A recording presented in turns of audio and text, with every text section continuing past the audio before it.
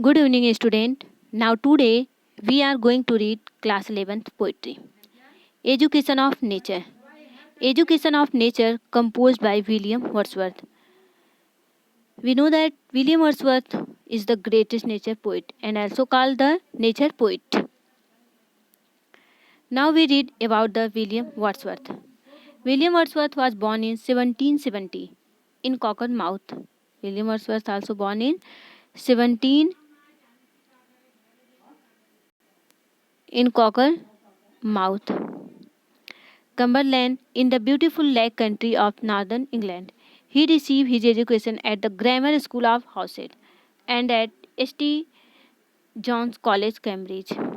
He also got his education at the St. John College, Cambridge, and Cambridge University is the greatest university. After taking a degree at Cambridge University, he went on a walking tour in France, the Alps, and Italy in 1790. The revolutionary movement in France exercised a strong influence on him. While in France, he fell in love with Anita Valen. When Wordsworth lived in France, he also fell in love with Anita Valen. Anita Valen was the daughter of a surgeon. He returned to England in 1793. In the year, he published an evening walk. He also published his famous poem in 1793, An Evening Walk. Wordsworth and Coleridge published jointly Lyrical Ballad. William Wordsworth and S.T. Coleridge published his famous poem Lyrical Ballad. Lyrical Ballad contained 23 poems. How many poems? 23. In 1800, he published his second edition of Lyrical Ballad with the name, and William Wordsworth gave the name Observation. Wordsworth died in the age of 80 in 1850. William Wordsworth died in 1850. When he died in 1850, he was 80 years. Now we read the poem Education of Nature. Education of Nature, composed by William Wordsworth. In this poem, Wordsworth talk about the nature. The nature is also teacher for people. In this poem, poet image a girl named Lucy. How the Lucy grew up in the lap of nature, and the nature teach him everything and made him a beautiful girl. When Lucy grew up and then she died. When she died, the poet also remembering him again and again. Now we in this poem William Wordsworth बताते हैं कि प्रकृति हमारे लिए क्या है, एक शिक्षक के समान है. प्रकृति से ही हमें प्रेरणा मिलती है, उत्साह मिलता है. जिस तरह लूसी को जो है प्रकृति के द्वारा चलना, उठना, बैठना जो है प्रकृति उनको क्या करती है, सिखाती है कि जो है मैं तुम्हें एक सुंदर युवती बनाऊंगी. उनको चलना, डोलना, कैसे चला जाता है, कैसे उठा जाता है, कैसे बैठा जाता है, उन्हें सब कुछ सिखाती है. प्रकृति उनको सब कुछ सिखाती है. उसी तरह प्रकृति हमारे लिए क्या है, एक टीचर के समान है, एक शिक्षक के समान है. जब लूसी बड़ी होती है और एक सुंदर युवती बनती है तो बाद में उसकी मृत्यु हो जाती है.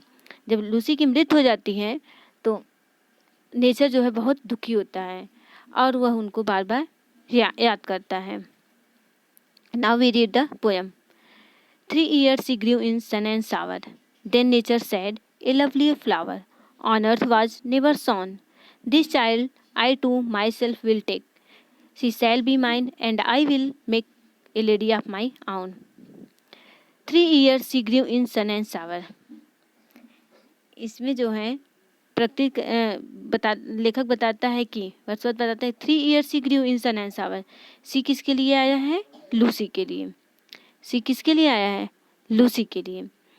शॉवर मीन्स क्या होता है, वर्षा की बौछारें. और यहाँ पे देख लीजिए 3 years she grew in sun and shower। Lucy अपने बचपन में धूप तथा वर्षा की बौछार में 3 वर्ष तक रही है, अर्थात प्रकृति के वातावरण में वह 3 वर्ष तक पली बड़ी होती है। देन नेचर सेड, तब प्रकृति कहती है, a lovely flower on earth was never sown. तब प्रकृति ने कहा, क्या कहा? पृथ्वी पर इससे अधिक सुंदर फूल पहले कभी भी नहीं उत्पन्न हुआ है। This child I to myself will take, इस बच्ची को अर्थात लूसी को जो है मैं अपनी बच्ची की तरह स्वयं पालूंगी।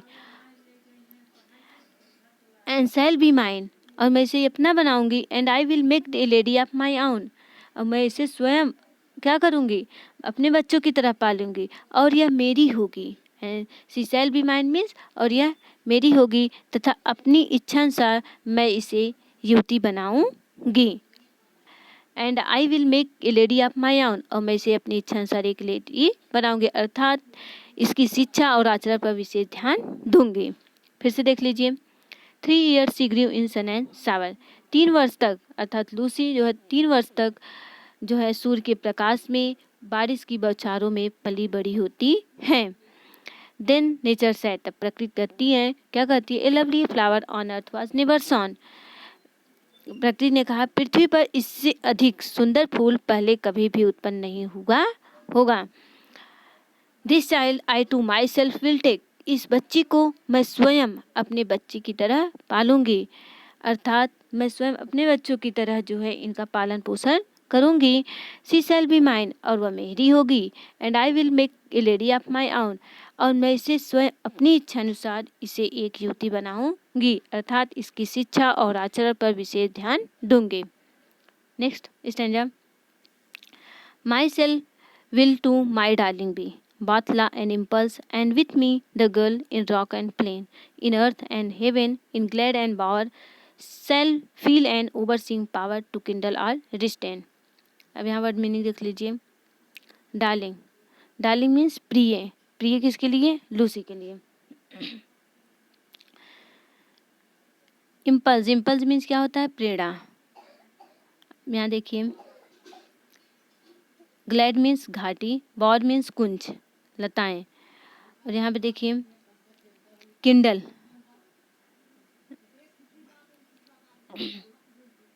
किंडल प्रेरणा प्रदान करने वाले, किंडल मीन्स प्रेरणा प्रदान करने वाले। अब यहाँ देखिए myself will to my darling be, myself यहाँ पे प्रकृति ने क्या कहा? Myself will to my darling be, मैं ही अपनी प्यारी बच्ची के लिए नियम तथा प्रेरणा के स्रोत बनूंगी। Myself will to my darling be, मैं बोथ लॉ एंड इम्पल्स, मैं स्वयं अपनी बच्ची के लिए प्रेरणा तथा नियम के स्रोत बनूंगी। And with me the girl in rock and plain, in earth and in heaven, in glade and bower. And with me, और मेरे साथ, मेरी बच्ची जो है मेरे साथ जो है क्या करेगी? इन रॉक एंड प्लेन, जो है चट्टानों पे, चट्टानों में, मैदानों में, इन अर्थ पृथ्वियों में, एंड हेवन और आकाश में, इन ग्लैड एंड घाटियों में और कुंजलताओं में मेरे साथ विचरण करेगी। मेरे साथ क्या करेगी? विचरण करेगी। टू किंडल और रिस्ट्रेन, टू किंडल और रिस्ट्रेन। यहाँ देख लीजिए किंडल, किंडल मीन्स क्या होता है? प्रकाश मान करना या जलाना। यहाँ देखिए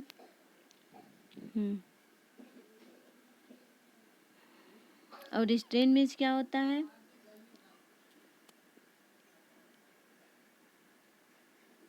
रिस्ट्रेन मीन्स होता है रोकना या नियंत्रण करना। यहाँ देखिए in earth and heaven, in glade and बाबा, मेरे साथ जो है क्या करेगी? चट्टानों पर जो है और मैदानों पर, पृथ्वियों में, आकाशों में, घाटियों में और कुंजलताओं में मेरे साथ विचरण करेगी। Self feel and overseeing power, self feel and overseeing power, power जिससे वह उत्साहित करने वाली या नियंत्रित करने वाली संरक्षक शक्ति का अनुभव करेगी। यहाँ देखिए self feel and overseeing power to kindle or stand, जिससे वह उत्साहित करने वाली या नियंत्रित करने वाली संरक्षक शक्ति का अनुभव करेगी। फिर से इसको देख लीजिए। Myself will to my darling be, myself will to my darling, प्रकृति ने कहा मैं ही अपनी प्यारी के लिए, मैं अपनी प्यारी बच्ची के लिए बॉथला एंड इम्पल्स, नियम और प्रेरणा के स्रोत बनूंगी। And with me the girl in rock and plain, in earth and heaven, in glade and bower. And with me, और मेरे साथ मेरी प्रिय, मेरी लूसी जो है, इन रॉक एंड प्लेन, जो है चट्टानों पे, मैदानों में, पृथ्वी, आकाश, घाटी और कुंज लताओं में, जो है सब स्थानों पर यह मेरे साथ विचरण करेगी। Self heal and overseeing power to kindle or strain, जिससे वह उत्साहित करने वाली या नियंत्रित करने वाली संरक्षक शक्ति का अनुभव करेगी। Next standard, she shall be sportive as the fawn that wild with glee across the lawn or up the mountain spring, and hers shall be the breathing balm, and hers the silence and the calm of mute innocent things। यहाँ देखिए, she shall be sportive, sportive means फुर्तीली, fawn means हिरन का बच्चा, lawn, glee means होता है प्रसन्नता पूर्वक, lawn means होता है घास का मैदान, spring means mountain, spring means होता है पर्वत के झरने, बाम मीन्स होता है मरहम, काम मीन्स शांति। यहाँ देखिए, she shall be sportive as the fawn, यहाँ पे प्रकृति कहती है सी शैल बी स्पोर्टिव, मैं उन्हें सिखाऊंगी क्या, लूसी यानी लूसी को हिरन के बच्चे के समान जो है फुर्तीली बनाऊंगी। वह हिरन के बच्चों के समान क्या होगी, फुर्तीली होगी। That wild with glee across the lawn और अ माउंटेन स्प्रिंग, जिससे वह जंगली जानवरों की तरह विथ ग्ली मीन्स खुशी खुशी अक्रॉस द लॉन घास के मैदान को पार कर सके, और अब द माउंटेन अथवा पर्वतीय झरनों को पार कर सके। मैं उन्हें फुर्तीली बनाऊंगी हिरन के बच्चों की तरह, जिससे वह खुशी खुशी घास के मैदान व पर्वत के झरनों को पार कर सके। And her shall be the breathing balm, and her shall be the breathing balm, वायु से उसे सुगंध प्राप्त होगी। वायु से उसे क्या होगा, सुगंध प्राप्त होगा। She shall be the breathing, वह जो सांस लेगी, बाम वह मरहम का काम करेगी। वह जो है वायु से उसे जो सुगंध प्राप्त होगा वो मरहम का काम करेगा। And her the silence and the calm of mute innocent things, तथा जंगल के स्वरहीन तथा निर्जीव वस्तुएं उसे शांति व चैन प्रदान करेगी। And the silence and the calm of mute innocent things, mute innocent thing means होता है कि निर्जीव वस्तुएं, जंगल की निर्जीव वस्तुएं जो है, जंगल में मूक रहित निर्जीव वस्तुएं उन्हें शांति तथा चैन प्रदान करेंगी। फिर से इसको देख लीजिए, she shall be sportive as the fawn, वह जो है हिरन के बच्चे की तरफ फुर्तीली होगी।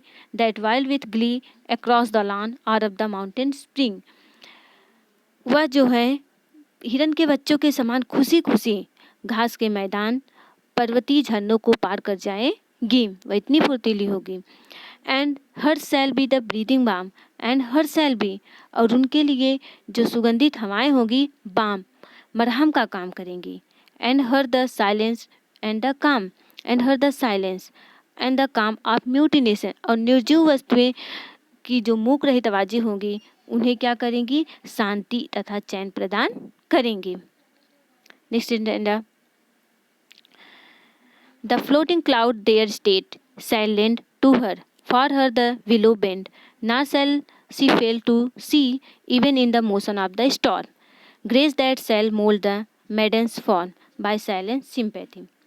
यहाँ देखिए, the floating clouds, floating means क्या होता है, तैरना, फ्लोटिंग मीन्स तैरना, लैंड मीन्स लेना, विंड मीन्स झुकना, फेल मीन्स असफल, इवन द मोशन मीन्स गति, स्टॉर्म तूफान, सिंपैथी सहानुभूति। The floating cloud their state shall lend to her, for her the willow bend, nor shall she fail to see. The floating clouds, यहाँ पे प्रकृति ने कहा कि जो तैरते हुए बादल हैं, देयर स्टेट शैल लेंड, उसे जो है अपनी मस्तानी चाल प्रदान करेंगी। स्टेट मीन्स क्या होता है, स्थिति, ठीक है। तो आकाश में तैरते हुए बादल लूसी को क्या करेगी, अपनी मस्तानी चाल प्रदान करेगी। To her, for her the willow bend, for her उसके लिए, द विलो बेंड पर्वत स्वयं झुक जाएंगे। उनको जो है उसकी चाल में सरपत के वृक्ष की लचक तथा नम्रता होगी। जब लूसी चलेगी तो उनकी चाल में क्या होगी, वृक्षों की तरह लचक होगी। आगे, nor shall she fail to see even the motion of the storm, nor shall to fail to see, nor shall she fail to see, वह देखने में कभी भी असफल नहीं होगी। even the motion of the storm, तूफानों की गति को, वह तूफानों की गति को के गति में भी वह उस सौंदर्य को देख सकेगी। वह अपने उस सौंदर्य, वह जो है she shall be she shall see not she shall to fail to see, वह देखने में कभी भी असफल नहीं होगा। Even in the motion of the storm, तूफानों की गति में। Grace that she mould the maiden's form, grace जो उसके क्वारे शरीर को गुप्त सहानुभूति में से उचित ढांचे में ढाल सकेगी। मैडन फॉर्म बाय साइलेंट सिंपथी, सकेगी अर्थात उसे प्रभावित करेगी। यहाँ फिर से देख लीजिए, the floating cloud their state silent to her, उनके लिए बादल जो है स्वयं, लूसी के लिए जो स्वयं तैरते हुए बादल उसे अपनी मस्तानी चाल प्रदान करेंगी। Not sells for her the willow bend, for her the willow bend, willow वृक्ष का झुकना उसे क्या देगी, नम्रता सिखाएगी। अर्थात उसकी चाल से सरपत के वृक्ष की लचक तथा नम्रता होगी। उनकी जो चाल होगी विलो वृक्ष के समान होगी, यानी सरपत के वृक्ष के समान होगी। उसके बाद not shall she fail to see, वह तूफान की गति से भी कुछ सीख लेगी। वह तूफान के गति से भी क्या करेगी और सीखेगी। Even in the motion of the storm, तूफान उसे सिखा देगा कि आवश्यकता पड़ने पर किस प्रकार शीघ्रता से चला जाता है। Grace that shall mould the maiden form by silent sympathy, इस प्रकार हम देखते हैं कि प्रकृति शिक्षा का योगदान है। यहाँ देखिए, grace shall mould the maiden form जो है वह शरीर के गुप्त तथा सहानुभूति के उचित ढांचे के ढाल सकेगा, अर्थात उसे प्रभावित करेगा कि कैसे चला जाता है। Next stanza, the stars of midnight shall be dear to her and she shall lean her ear in many a secret place where rivulets dance their wayward round and beauty born of morning murmuring sound shall pass into her face. The stars of midnight, the stars of midnight, midnight means मध्य रात्रि। और आगे देखिए, secret means गुप्त।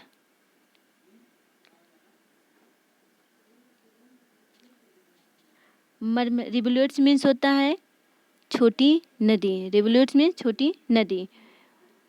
और यहाँ murmuring means होता है भनभनाना या जो है हल्की आवाज में बात करना। ठीक, अब यहाँ पे देखिए, वे वर्ड मीन्स होता है अपनी इच्छा से काम करना। अब यहाँ देखिए, the stars of midnight shall be dear to her, यहाँ पे प्रकृति क्या कहती है, प्रकृति ने कहा कि the stars of midnight shall be dear, आधी रात के समय चमकने वाले तारे, टू हर उसको अच्छे लगेंगे। यहाँ देखिए, the star of midnight shall be dear to her, आधी रात में चमकने वाले जो तारे हैं, मध्य रात में चमकने वाले तारे हैं, उनको प्रिय लगेंगे। किसको, लूसी को। And she shall lean her ear in many secret places, अब यहाँ पे देखिए जो है वह उसे निर्जन स्थानों की ओर तन्मयतापूर्व ध्यान देगी, जहाँ पर छोटी छोटी नदियाँ इठलाती हुई रहेगी। वह क्या करेगी, यहाँ देखिए, and she shall lean her ear, वह अपने कानों को लगाएगी। कहाँ, टू मैनी सीक्रेट प्लेस, प्रत्येक रहस्यमय स्थानों को। Where rivulets dance their wayward sound, जहाँ छोटी छोटी नदियाँ इठलाती हुई बहती है, यानी जब छोटी छोटी नदियाँ इठलाती हुई चलती हैं उनकी आवाज़ उन्हें सुनाई देगी। And beauty born murmuring sound, नदियों की धीमे प्रवाह से उत्पन्न शब्द जो आवाज़ें होंगी शैल पास इनटू हर फेस, उनके चेहरे को सौंदर्य प्रदान करेगी। लूसी के चेहरे को क्या करेगी, सौंदर्य प्रदान करेगी। यहाँ देखिए, the stars of midnight shall be dear to her, मध्य रात में चमकने वाले तारे जो है लूसी के लिए प्रिय होंगे। And she shall lean her ear to many secret places, and she shall lean her ear, और वह अपने कानों से सुनेगी, क्या सुनेगी, इन मैनी सीक्रेट प्लेस, प्रत्येक रहस्यमय बातों को। वेयर रिब्यूल्स डांसेज, जहाँ पे छोटी छोटी नदियाँ जो है इतलाती हुई या डांस करते हुए देयर वे वर्ड्स राउंड, अपने जो है गतिशील चालों में चलती रहती हैं, जब अपनी इच्छा अनुसार काम करती रहती हैं, उसको भी यह सुनने में सफल होगी। And beauty born murmuring sound shall pass into her face, and beauty born murmuring sound,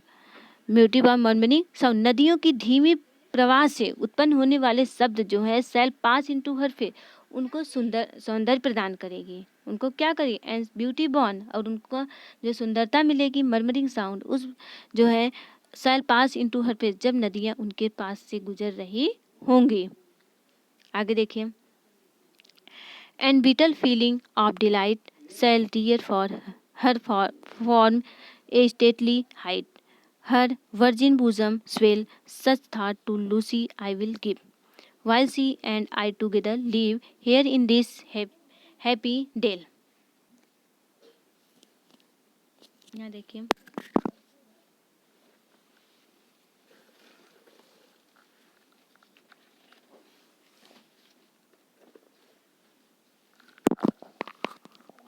and bitter feeling of delight, bitter means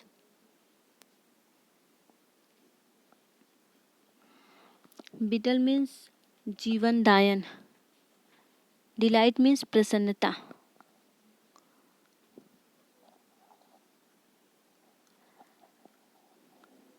भुजम means होता है उभरना या ऊपर खिलना, ठीक।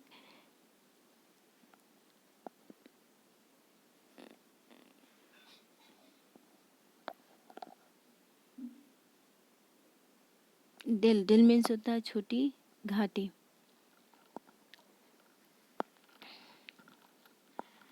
And bitter feeling of delight shall rear her for the stately height, her virgin bosom swell। प्रकृति ने कहा कि शक्ति प्रदान करने वाली आनंददायक भावनाएं उसकी आकृति को गौरव ऊंचाइयों तक पहुंचा देंगे।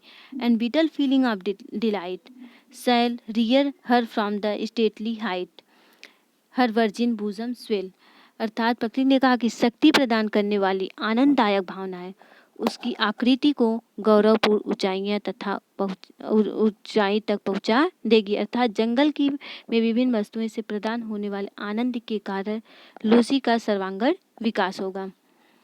सच thought to Lucy I will give, while she and I together live her in this happy deal। यहाँ देखिए, such thought to Lucy I will give, वह सस्ता समय आने पर विकसित होगा, अर्थात such thought to Lucy I will give while she and I together live, अर्थात लूसी बड़े होने पर पूर्ण युवती बनेगी। जब मैं और लूसी उस सुख देने वाले घाटी के प्रसन्नता पूर्वक रहेंगे तो ऐसे विचार में लूसी को दूंगी। Such thought to Lucy I will give, मैं लूसी को उस समय वह विचार दूंगी, वाइल जब सी एंड आई, जब वह और मैं टुगेदर लिव, एक साथ रहेंगे, हर इन हैप्पी ड्वेल, इस प्रसन्नता की घाटियों में, जब हम प्रसन्नता के घाटियों में रहेंगे तब उन्हें ऐसा हम देंगे। फिर से देखिए, and whittle feeling of delight shall rear her fawn to delight, stately height, her virgin bosom swell, such thought to Lucy I will give while she and I thought five here in this happy dwell।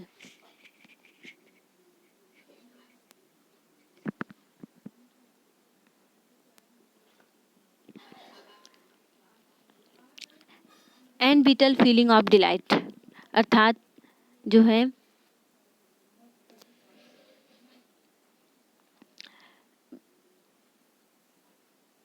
शक्ति प्रदान करने वाली आनंददायक भावनाएं उनकी आकृति को गौरवपूर्ण ऊंचाइयों तक पहुंचा देंगी, अर्थात जंगल में विभिन्न वस्तुओं से प्राप्त होने वाले आनंद के कारण लूसी का सर्वांगीण विकास होगा। हर वर्जिन भुजम स्वेल वक्षस्थल समय आने पर विकसित होगा, अर्थात लूसी बड़ी होने पर पूरी युवती बन जाएगी। Such thought to Lucy I will give while such thought, मैं उन्हें वह विचार तब दूंगी, आई विल गिव मतलब मैं लूसी को जो है मैं लूसी को जब मैं और लूसी उस सुख देने वाली घाटी में प्रसन्नतापूर्ण रहेंगे तो हम ऐसे विचार मैं लूसी को दूंगी। प्रकृति कहती है मैं लूसी को ऐसे विचार तब दूंगी जब हम और आई विल गिव मैं उन्हें दूंगी वाइल जब सी एंड आई जब वह और मैं टुगेदर लिव साथ में रहेंगे here in the happy dell इन प्रसन्नता पूर्वक घाटियों में, तब उन्हें ऐसी शिक्षा प्रदान करूंगी। This nature spake, the works was done. How soon my Lucy race was run. She died and left to me this hate, this calm and quiet scene, the memory of what has been and never more will be. यहाँ देखिए the nature sick the nature sick spake the work was done. Spake means होता है spoke यानी बोलना। The work was done Lucy race was done. यहाँ पे प्रकृति कहती है कि the nature spake the nature spake तो प्रकृति ने बोला क्या बोला the work was done the work was done कार्य पूरा हो चुका है, अर्थात प्रकृति की इच्छा अनुसार लूसी का विकास हो चुका है। अब लूसी बड़ी हो चुकी है। How soon my Lucy race was run, किंतु अफसोस की बात यह है कि मेरी लूसी की मृत्यु शीघ्र हो जाएगी। How soon my Lucy race was run she died and left to me, किंतु अफसोस की बात है कि वह मेरी लूसी की शीघ्र ही मृत्यु हो जाएगी। शी डाइड वह मृत्यु हो जाएगी एंड लेफ्ट टू मी और वह मुझको छोड़ के चली जाएगी। This heath this calm and quiet scene,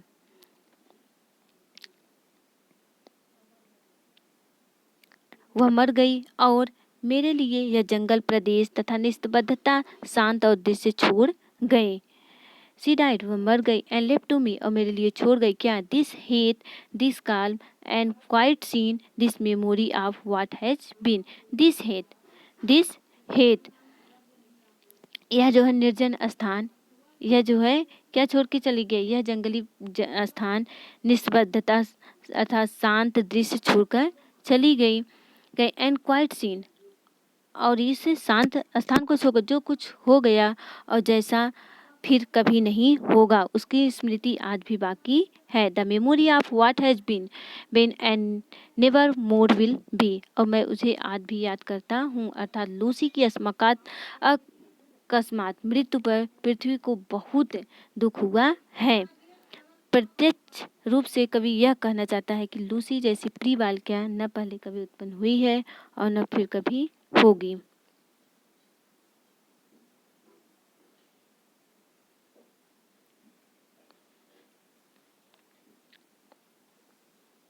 Now we read in English.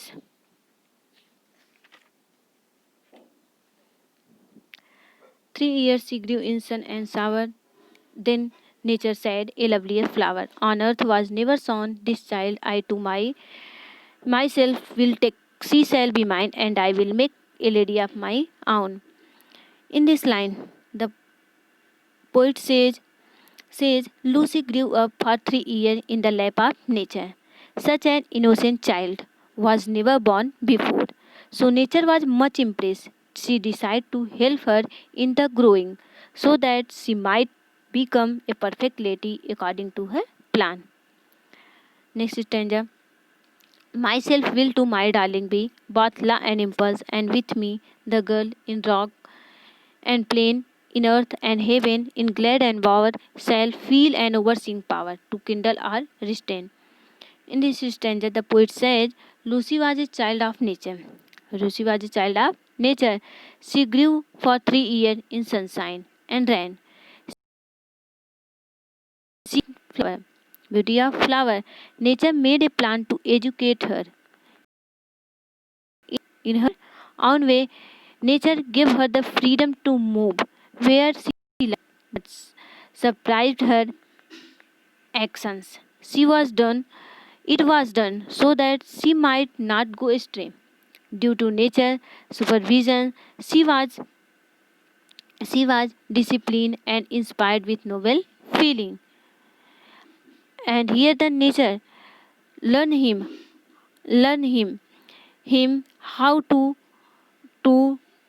live in barren place and how to live in bower place and she will how she will live in under the nature and the barren place. Next is danger. She shall be sportive as the fawn that wild with glee across the fawn, or up the mountain spring, and her shall be the breathing balm, and her the silence and the calm of mutination things. Here the poet says, Nature said, Lucy will be play like a fawn. Lucy will play like a fawn as a fawn move cheerfully across the lawn or up the mountain spring. Lucy will also do the same. The She will be moving freely and will be very happy in the natural surrounding. She will pass a carefree life. Her presence will be a soothing balm of the for the wounded feeling of the people. Carefree life. Her presence will be a smooth balm for the wounded feeling of the people. She will learn to be calm and serious from inanimate object of the surrounding. Here the nature also learn him sporting how sporting like a fawn. He also learn him how to move in the barren place or the brown place. She will pass a moving freely and will very happy in the natural surrounding. The The floating cloud their state shall lend to her, for her the willow bend. Nor shall she fail to see, even in the motion of the storm, grace that shall mold the maiden fawn by silent sympathy. In this poem, the poet says that Lucy will learn everything in natural surrounding. Nature will teach her everything. The floating cloud will teach her how to walk majestically. The bending of the willow will teach her modesty. She will learn something even from the motion of the storm. The storm will teach her how to move quickly when the need arises. Thus, we see that nature is the storehouse of education. Nature is the best teacher. The stars of midnight shall be dear to her, and she shall lean her ear in many a secret place, where rebels dance their wayward round, and beauty born of murmuring sound shall pass into her face. In this line, the poet says, The stars are bright in midnight. Dear Lucy. Lucy will see and love them. She will see the streams. She will move freely, something the streams. Her hidden. They dance as they like. Lucy will put her ear down to hear their sound. She will like the soft sound of the stream. Her feeling will appear on her face. They will make her face more charming than before. Of delight shall rear for her from form to stately height, her virgin bosom swell. Such thought to Lucy I will give, while she and I together live here in this happy dale. In this poem, nature said, Lucy will live happily in the valley. She will live in many company. I shall put good idea into her mind. These idea will produce a strong feeling of joy. These feeling will have good effect on her. They will help her body to grow fully. Her virgin breast will develop when the nature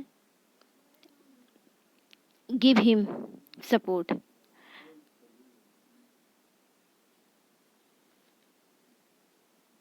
And here the nature says that I will teach him.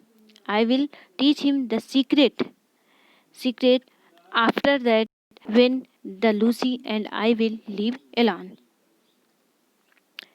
The last stanza, the nature speak, the work was done, how soon my Lucy race was run. She died and left to me this hate, this calm and quiet scene, the memory of what has been and never more will be. In this stanza, the poet says, Nature made a plan to nurse and guide Lucy, but she died. At the last, the nature made a plan to nurse and guide to Lucy, but Lucy soon died. Her life was cut short by death. This made the poet sad. When Lucy died, the poet completely sad. Her death left a gap in the life of the poet. He was shocked when Lucy died. The poet also the nature was looked shocked. He suffered an irreparable loss. His life became charmless, sweet memories of the girl disturbed in his mental peace. He was robbed of all prospects, happiness, and joy. And the poet also remembering to Lucy again and again.